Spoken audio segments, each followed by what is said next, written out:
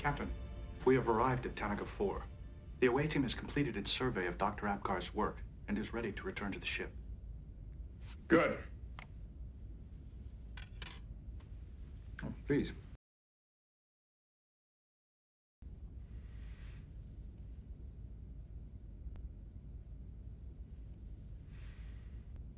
Interesting. Oh, thank you. In what way?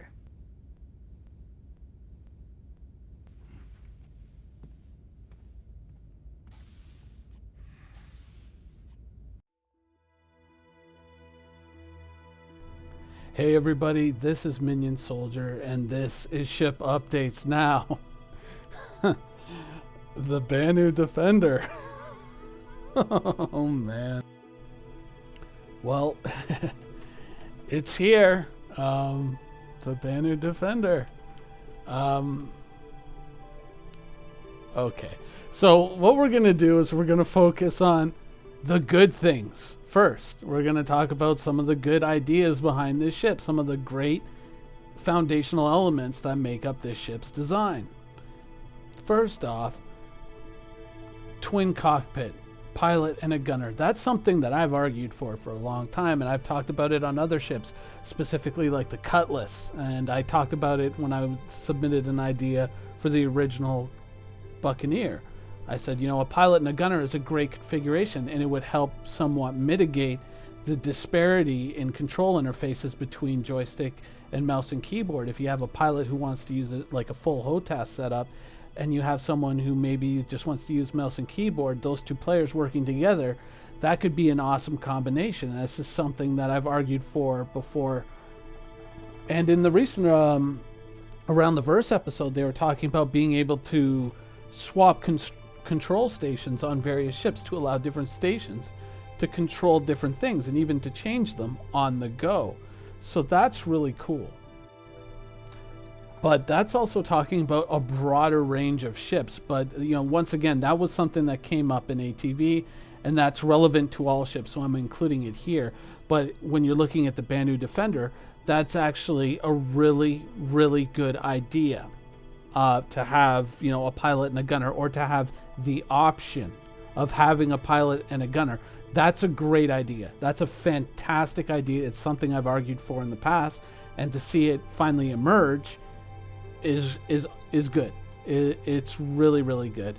Also, if you look at the Banu Defender's fact sheet, one sec, let me switch the graph. 2 size 3 fixed mount guns, and then 4 gimbal mount size 3 guns. That's a hell of a lot of firepower for a ship like this. That in and of itself is pretty amazing. Now it lists the shield as TBD, but in the video they call it the biggest shield that you can get on a fighter. But at the same time, it supposedly does not have the strongest armor. So that's, you know, not the best feature, but in terms of armaments, that is something that is really, really good. That is something that is, you know, obviously it's something I'm always a fan of, you know, bigger, better guns, and this is certainly a ship that is all big guns. Additionally, the weapon placement, as you can see here, is very tight. Very, very tight indeed. And I love that. I honestly, this almost feels like perhaps someone watched one of my videos, because there's a lot of things that I've argued for here, you know, the idea of a tandem cockpit, a pilot and a gunner, you know, a tight weapons configuration with, you know, a strong armament. That is all a lot of good features, a lot of great things. And these are things that I would be very enthusiastic about. However, when we come to the front of this ship, look at this. These 2 front prongs have almost completely occluded the cockpit and the gunner's cockpit. They're almost completely covered over by these 2 front, like, arms, or prongs or salad tongs or whatever you want to call them. It's ridiculous. How did this happen? I mean, it's a fighter. You have to be able to see who you're fighting. Did nobody realize this? Did nobody see this? Like, how? You know? How did this happen? You know?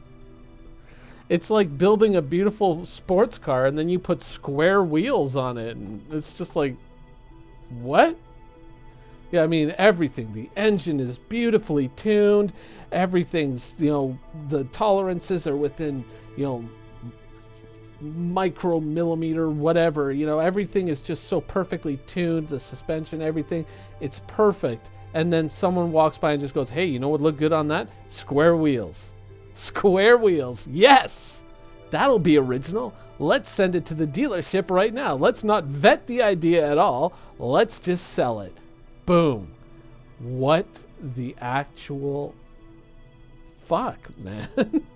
I mean, is there going to be some kind of augmented reality system that, you know, kind of outlines a ship and its exact orientation in perfect real time, so that a pilot can anticipate and align himself to better fight his enemies and to better give his gunner, if he does have a gunner, the best possible chance to win that fight, to win that battle? Because remember, in Star Citizen, there's play or death. You could have like hours worth of work washed away by a simple mistake, and you want to have every possible advantage that you can get.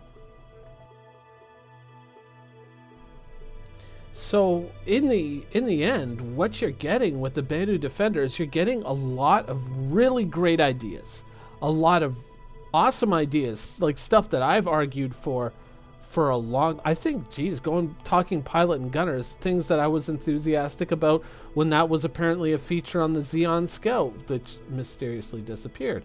You know, these are great ideas. These are great ideas. The packaging is horrible. Like, I mean, I don't understand how this exists. That's my takeaway from this, is how did this happen? Is, you know, who in the end is the last person in the chain who vets this idea and says, yes, sell it? Because this is something that, in all honesty, should be pulled out of the store right now, sent back, and say, guys, all your basic ideas are great, but in terms of the overall design and the appearance of the ship, page one rewrite, it doesn't make any sense. I mean, all you have to do is rip those prongs off the front, stick them on the back, and put all the guns in the front of the ship where they belong. Everything would be fine. Everything would be cool. It would be all right. But as it is right now, apart from looking completely unwieldy and stupid, it just doesn't make any sense as a fighter. It doesn't. You know, one of the things that is often mistaken or mistakenly identified as like, oh, all human ships look the same. You know, they all have that cockpit in the front. Oh, why do they all do that?